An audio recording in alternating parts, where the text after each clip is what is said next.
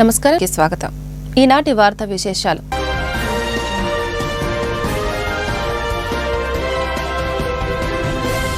జగ్జీవన్ రామ్ స్వాతంత్ర సమరయోధుడే కాకుండా ఓ గొప్ప రాజనీతిజ్ఞుడని బీజేపీ రాష్ట్ర అధ్యక్షురాలు దగ్గుపాటి పురంధేశ్వరి ప్రశంస.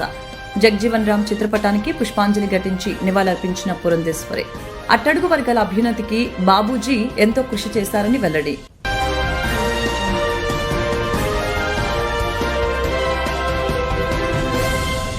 బాబు జగ్జీవన్ రామ్ ఆశయాలకు అనుగుణంగా వెనుకబడిన వర్గాలు ఉన్నత స్థానంలోకి రావాలని సీఎం చంద్రబాబు P4 అనే విప్లవాత్మకమైన కార్యక్రమానికి శ్రీకారం చుట్టారని విజయవాడ ఎంపీ కేశినేని శివనాథ్ వెల్లడి.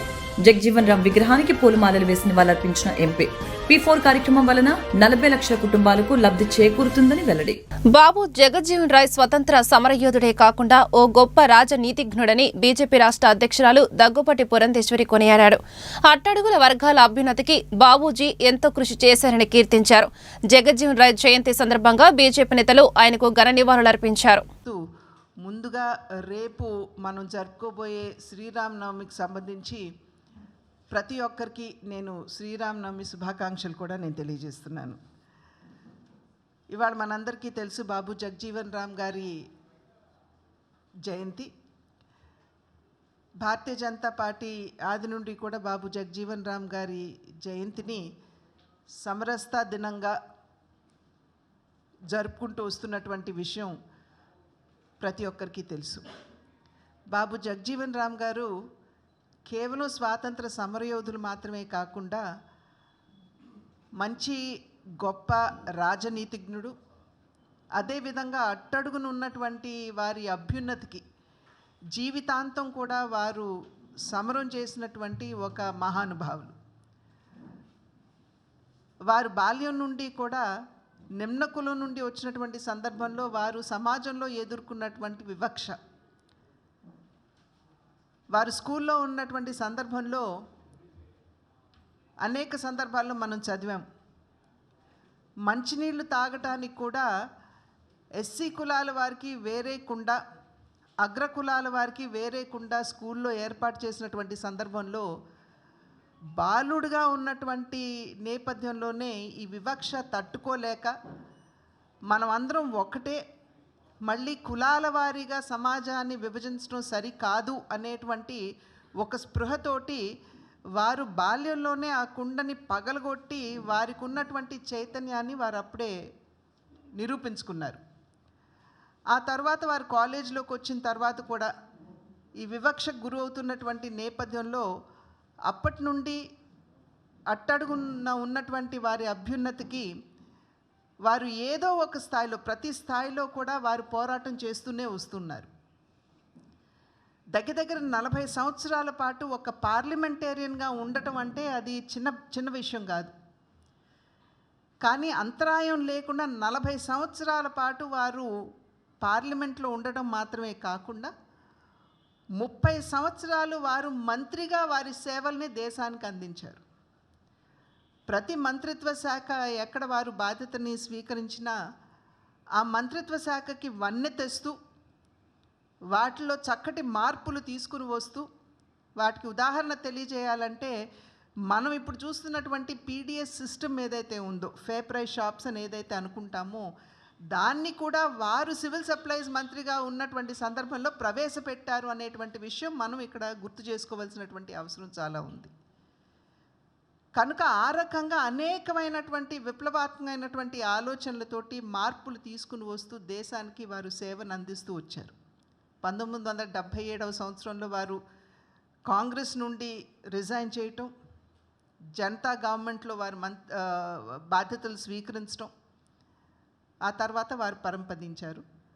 కనుక వారు దేశానికి అందించినటువంటి సేవ ఏదైతే ఉందో, నిమ్న కులాలకి వారు అందించినటువంటి సేవ ఏదైతే ఉందో దాన్ని స్ఫూర్తిగా తీసుకుని భారతీయ జనతా పార్టీ నాయకత్వంలో ఉన్నటువంటి, అధికారంలో ఉన్నటువంటి NDA కూటమి కేంద్రంలో ఎస్సీ కులాల వారి యొక్క అభ్యున్నతిని ఆకాంక్షిస్తూ అనేక కార్యక్రమాలు 2014 అధికారం చేపట్టిన నాటి నుండి నేటి వరకు కూడా అనేక కార్యక్రమాలు చేస్తూ వస్తున్నారు.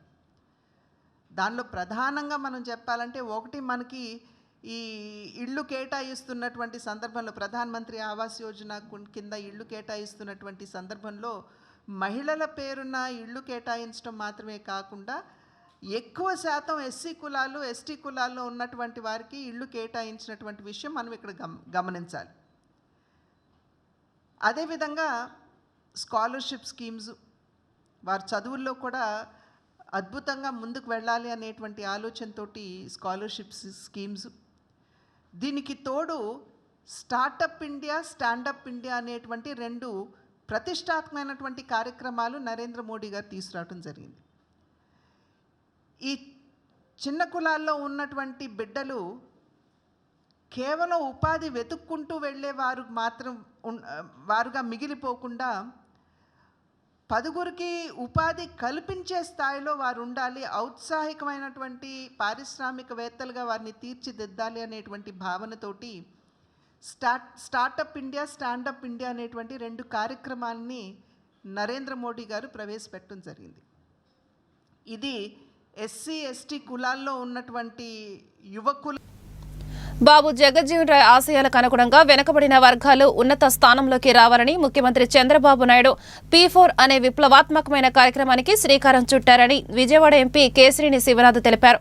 P4 కార్యక్రమం వల్ల 40 లక్షల కుటుంబాలకు లబ్ధి చేకూరుతుందని, అట్టడుగున ఉండే 20% మంది పేదలకు, ధనికులుగా ఉండే 10% మంది విద్య, వైద్య, ఇతర మౌలిక వసతులు, సహకారాలు అందించడమే P4 లక్ష్యమని తెలిపారు.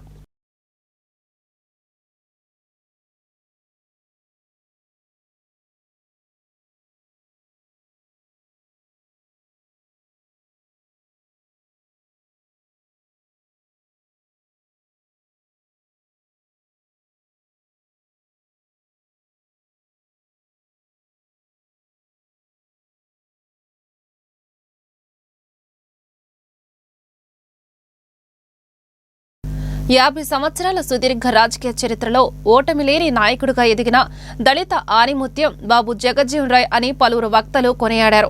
సామాజిక న్యాయం కోసం, అస్పృశ్యత నివారణ కోసం ఆయన చేసిన కృషి మరోలేనిదని శ్లాఘించారు. ఈ రోజున 117వ బాబు జగజ్జీవన్ రాయ్ గారి యొక్క జయంతి వేడుకల సందర్భంగా నగర ప్రజలందరికీ కూడా శుభాకాంక్షలు తెలియజేస్తూ ఈ రోజున వెల్లంపల్లి గారి యొక్క కార్యాలయంలో మేము ఈ కార్యక్రమం, జయంతి కార్యక్రమం నెరవేర్చుకుంటున్నాము. ఈ సందర్భంగా బాబు జగజ్జీవన్ రాయ్ గారి యొక్క గొప్పదనం భారతదేశం ప్రజలందరికీ కూడా తెలిసిన విషయమే.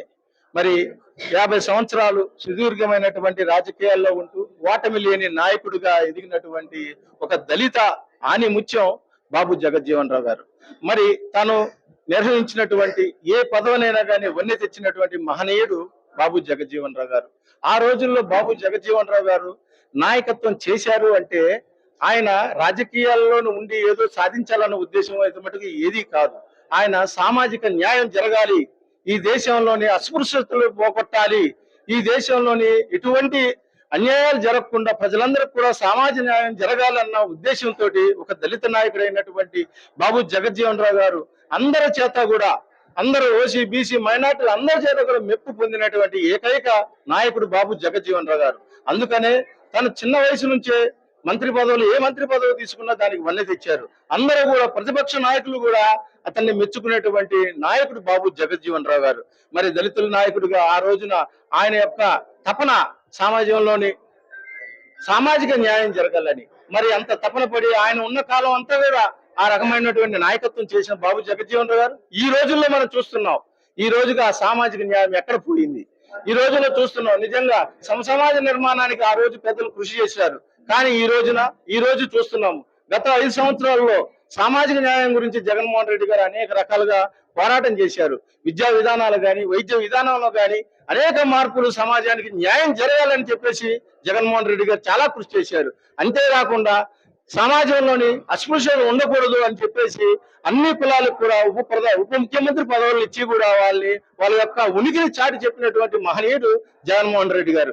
మరి అదే రకంగా ఎన్ని కులాలు ఉన్నాయో 50 కులాలకు పైబడి అందరికీ కూడా కార్పొరేషన్లు ఇచ్చి వాళ్ళకు ఎన్నికని చాటుతూ వాళ్ళకు కూడా రాజ్యాధికారంలో వాళ్ళకి స్థానం కల్పించినటువంటి మహనీయుడు జగన్మోహన్ రెడ్డి గారు. మరి ఆ పెద్దల యొక్క అడుగు జాడల్లో నడిచినటువంటి ఆ యొక్క విజయవాడ లాంటి రద్దీ నగరంలో పార్కులు, వాకింగ్ ట్రాక్లు తక్కువగా ఉన్నాయని ఎంపీ కేశినేని శివనాథ్ అన్నారు. కొంతమంది కాలనీవాసులు స్వచ్ఛందంగా ముందుకు వచ్చి ప్రభుత్వ సహకారంతో పార్కులు నిర్మించుకోవడం అభినందనీయమన్నారు. ప్రభుత్వం కూడా మౌలిక వసతులు కల్పిస్తుందన్నారు. ఎప్పటి నుంచో ఇక్కడ కాలనీ ఏర్పాటు చేసినప్పుడు ఈ స్థలం వాళ్ళ అవసరాలకి ఒక ఆహ్లాదకరమైన వాతావరణం ఏర్పాటు చేసుకోవడానికి ఆలోచిస్తే అది 25 సంవత్సరాల పాటు ఏదో ఆశ్రమం పెట్టి ఈ స్థలం కాలనీవాసులకి వినియోగంలోకి రాకుండా పోయింది. దాన్ని మా కార్పొరేటర్ గారు అప్పన్న గారు కౌన్సిల్లో తీర్మానం చేసి వారిని వెకేట్ చేయించి ఇవాళ కాలనీవాసులకు ఉపయోగపడే విధంగా ఒక చక్కటి పార్కుని, దాంతోపాటు జిమ్ పరికరాలని, వ్యాయామం చేసే పరికరాలని, ఇంకొక చక్కటి భవన నిర్మాణం ఉంది. ఆ నిర్మాణాన్ని కూడా స్థానికుల అవసరాల కంటే ఇక్కడ ఉన్న చిన్న చిన్న ఫంక్షన్లకి వాటికి ఉపయోగపడే విధంగా ఇక్కడ ఈ యొక్క కాలనీ వాసులందరూ కూడా కలిపి దాన్ని ఒక మంచి ఫంక్షన్ హాల్గా చేసుకోవడానికి వాళ్ళు తీర్మానించుకున్నారు. దానికి తరఫున ప్రభుత్వ పరంగా మా పార్లమెంట్ సభ్యులు కానీ, నేను కానీ, కార్పొరేటర్ గారు కానీ దానికి అనుకూలంగానే అధికారులతో మాట్లాడి వాళ్ళ అవసరాలకి ఉపయోగపడేటట్టు దాన్ని చేస్తామని కూడా తెలియజేస్తా ఉన్నాను. ఇవాళ విజయవాడ నగరాన్ని అందంగా తీర్చిదిద్దాలనేది మన నారా చంద్రబాబు నాయుడు గారి యొక్క ఆలోచన. దానికి కావలసిన మౌలిక సదుపాయాలను కూడా కల్పన చేయాలని చెప్పి ఆయన ఆలోచించడమే కాకుండా ఎంపీ గారితో చర్చించడం జరిగింది. మీకు ఏమేం కావాలో, మీకు ఎక్కడ రోడ్లు కావాలి, ఎక్కడ ఏ నిర్మాణాలు కావాలి, ఎన్ని ఫ్లైఓవర్లు కావాలి, ఇవన్నీ కూడా ఒక మాస్టర్ ప్లాన్ వేసి కలెక్టర్ గారితో అధికారులతో చర్చించి ఒక మాస్టర్ ప్లాన్ ఇవ్వండి, దానిని అతి తొందరలో పూర్తి చేసే బాధ్యత 2-3 సంవత్సరాలు అవన్నీ కూడా పూర్తి చేసే బాధ్యత నేను తీసుకుంటానని చెప్పారు. అంటే అది మనం ఏం ఆయన అడగకుండానే ఆయన ఆలోచన చెప్పారు అంటే దీని మీద ఆయనకి ఎంత ఆలోచన ఉందో విజయవాడ నగరం మీద.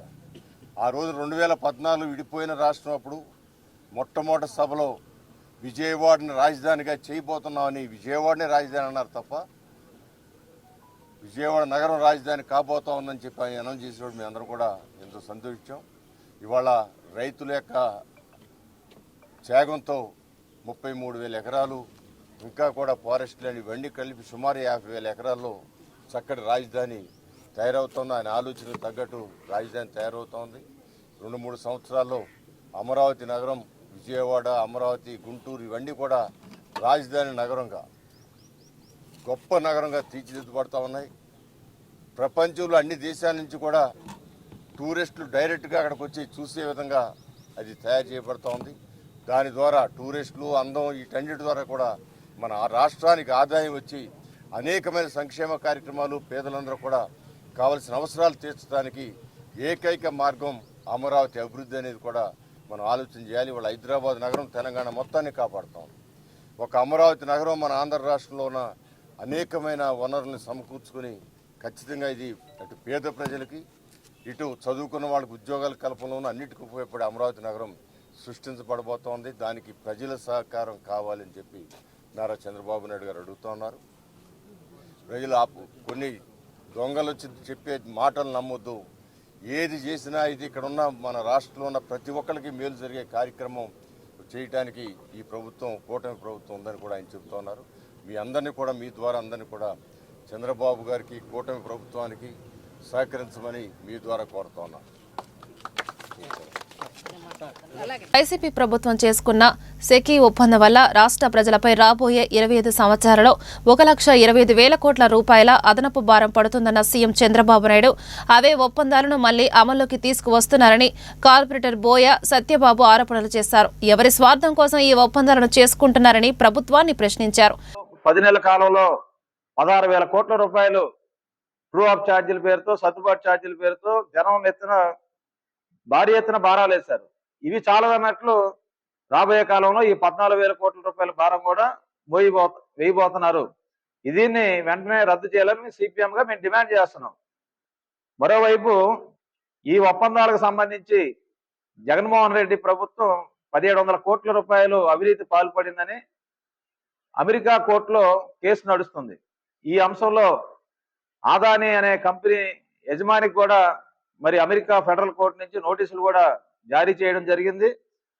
అలాగే తెలుగుదేశం ఇప్పుడు రాష్ట్ర ఆర్థిక శాఖ మంత్రి పయ్యాల కేశవరావు గారు ఆనాడు హైకోర్టులో దీని మీద పిల్లు కూడా వేశారు, ఈ సెకీ ఒప్పందాలు రద్దు చేయాలని.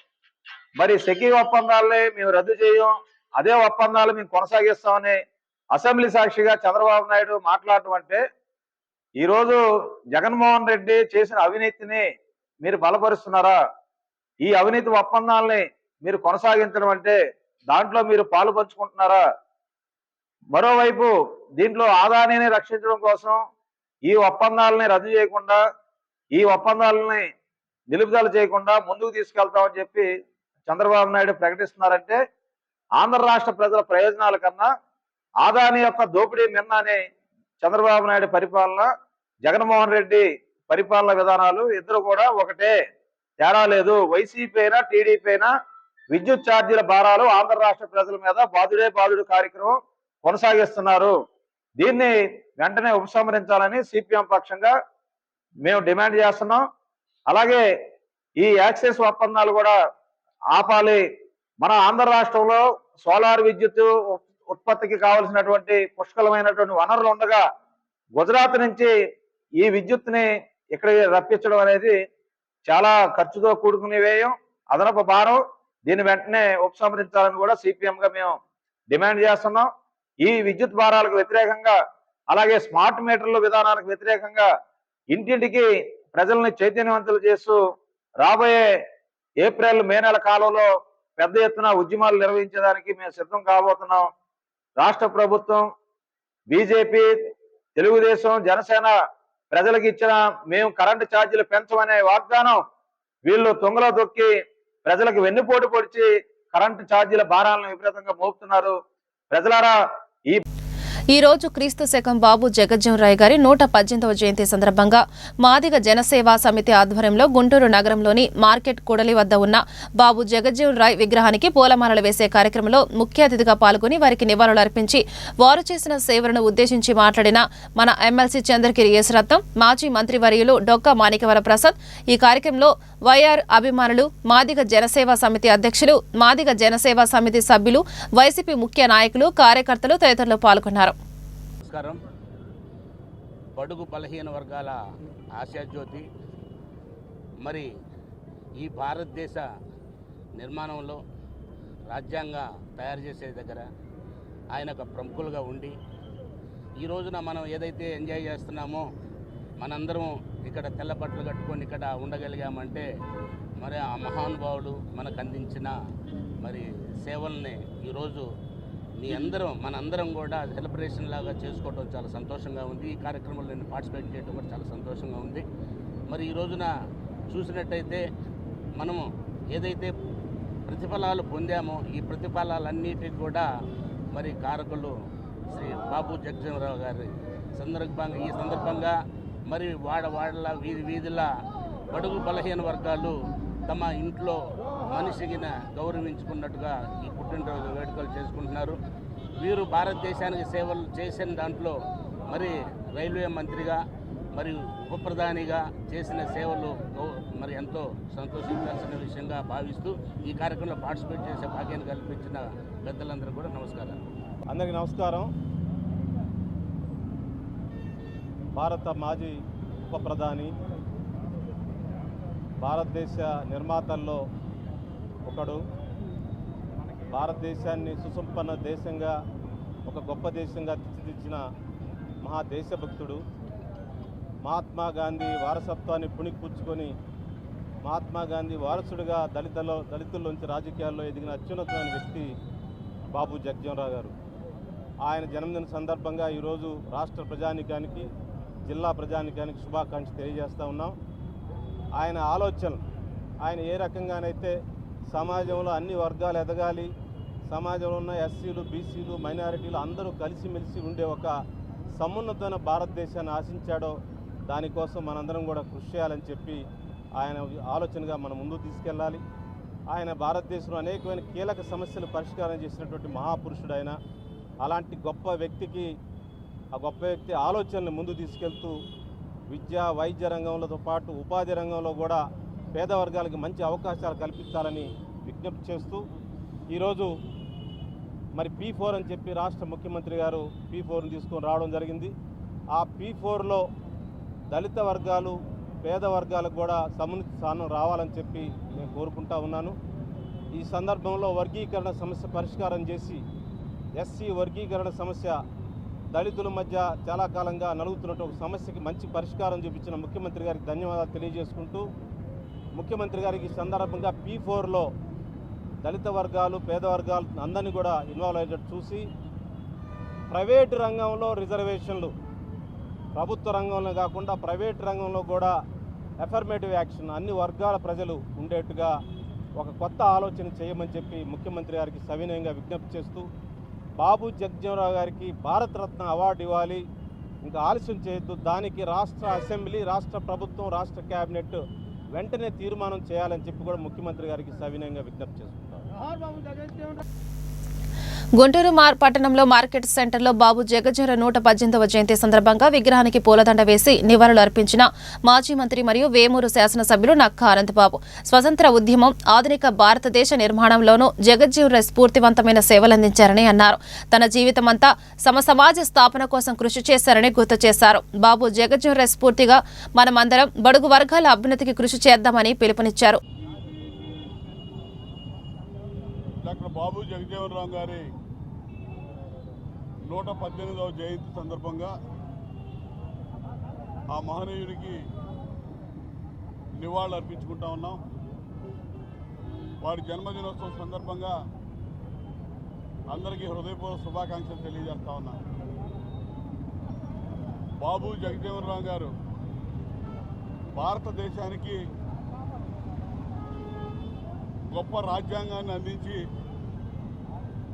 డాక్టర్ బిఆర్ అంబేద్కర్ గారు దళిత వర్గాలకి నిమ్న వర్గాలకి అనేక రకాల మేళ్లు చేకూర్చే విధంగా రాజ్యాంగంలో పొందుపరిస్తే ఆ రాజ్యాంగానికి రక్షకుడిగా సుదీర్ఘ కాలం పార్లమెంటేరియన్గా ఒక రక్షకుడిగా రాజ్యాంగానికి నిలబడ్డటువంటి వ్యక్తి బాబు జగజ్జీవనరావు గారు. కేంద్రంలో అనేక శాఖలకి మంత్రిగా పనిచేసి పనిచేసిన ప్రతి శాఖలో తనదైన ముద్ర వేసినటువంటి వ్యక్తి బాబు జగజ్జీవనరావు గారు. ప్రధానమంత్రి అయ్యే అన్ని అవకాశాలు ఉండి ఆ రోజు అధికారంలో మరి వారిని రానివ్వకుండా కేవలం దళితుడనే సాకుతో అడ్డుకున్నటువంటి పెద్దలను చూశాం. రాజ్యాంగం ద్వారా నిమ్న వర్గాలకి ఎన్ని సౌకర్యాలు ఎన్ని హక్కులు కల్పించినా ప్రధానమంత్రి పదవి వచ్చేసరికి ఆ నిమ్న వర్గాల వ్యక్తి కాబట్టి కానివ్వకుండా అడ్డుకున్నటువంటి కుట్రలు కుయుక్తులు ఈ భారతదేశంలో చూసాం. భారతదేశ ఉప ప్రధానిగా కార్మిక మంత్రిగా వ్యవసాయ మంత్రిగా రక్షణ మంత్రిగా ఆయన చేసిన సేవలు ఆయన ఇచ్చినటువంటి మరి పిలుపు కానీ ఆయన అందించినటువంటి కార్యక్రమాలు కానీ ఆయా శాఖల్లో వారు బడుగు బలహీనులకి అందించినటువంటి ఫలాలు కానీ ఇప్పుడు కూడా గుర్తుంటాయి. అటువంటి వ్యక్తికి ఈ రోజున నిజమైన నివాళులు మనందరం అర్పిస్తూ ఉన్నాం. తెలుగుదేశం ప్రభుత్వం వచ్చిన కాడి నుంచి బాబు జగజ్జీవనరావు గారికి నిజమైన గుర్తింపు గౌరవం వచ్చిందని చెప్పుకోవాలి. ఉమ్మడి రాష్ట్రంలో బాబు జగజ్జీవనరావు గారి కాంస్య విగ్రహం పెట్టినా వారి పేరు మీద పెద్ద కమ్యూనిటీ హాల్ నిర్మాణం చేసిన మొట్టమొదటిసారి ఆ కార్యక్రమాన్ని నిర్వహించింది ఎన్టీ రామారావు గారు అని చెప్పి చెప్పడానికి నేను చాలా సంతోషిస్తా ఉన్నాను.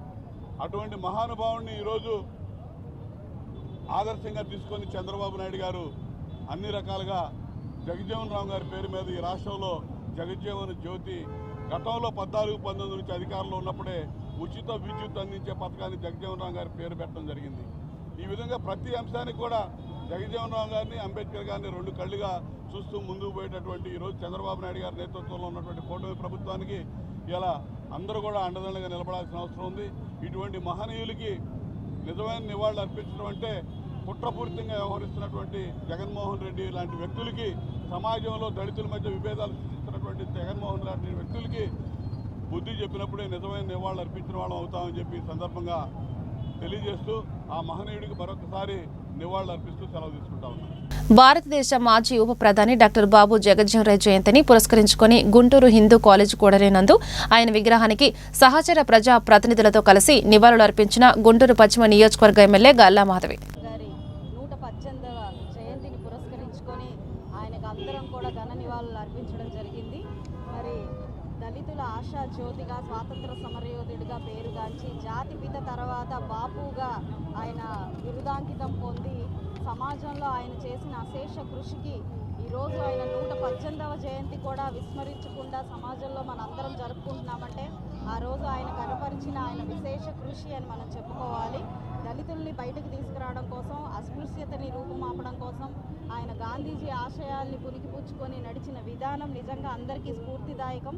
ఈరోజు సమాజంలో భావితరాలు అందరూ కూడా ఆయన యొక్క స్ఫూర్తిని ఇనుమడింపజేసుకొని ముందుకు వెళ్లాల్సిందిగా ప్రతి ఒక్కరికి పిలుపునిస్తూ ఉన్నాను. అదే స్ఫూర్తితో ఈరోజు కూటమి ప్రభుత్వం కూడా బడుగు బలహీన వర్గాల్ని, దళితుల్ని బయట వేసే విధంగా సంక్షేమ కార్యక్రమాలని కానివ్వండి, వాళ్ళ అభ్యున్నతికి దోహదపడతా పాటుపడతా ఉన్నది. ఇవన్నీ కూడా మంచి ప్రభుత్వం యొక్క లక్షణాలుగా మనం గుర్తించుకోవాలి. మరొకసారి అలాంటి మహనీయుల్ని ఈ సందర్భంగా గుర్తు చేసుకుంటున్నందుకు చాలా సంతోషం వ్యక్తం చేస్తూ సెలవు.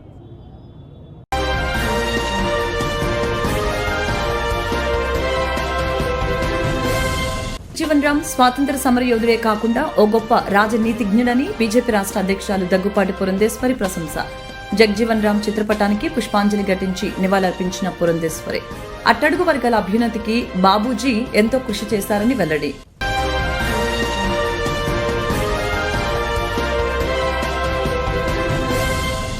బాబు జగజ్జీవన్ రామ్ ఆశయాలకు అనుగుణంగా వెనుకబడిన వర్గాలు ఉన్నత స్థానంలోకి రావాలని సీఎం చంద్రబాబు P4 అనే విప్లవాత్మకమైన కార్యక్రమానికి శ్రీకారం చుట్టారని విజయవాడ ఎంపీ కేశినేని శివనాథ్ వెల్లడి. జగజ్జీవన్ రామ్ విగ్రహానికి పూలమాలలు వేసి నివాళులర్పించిన ఎంపీ P4 కార్యక్రమం వలన 40 లక్షల కుటుంబాలకు లబ్ధి చేకూరుతుందని వెల్లడి. ఈ వార్తలు ఇంతటితో సమాప్తం. నమస్కారం.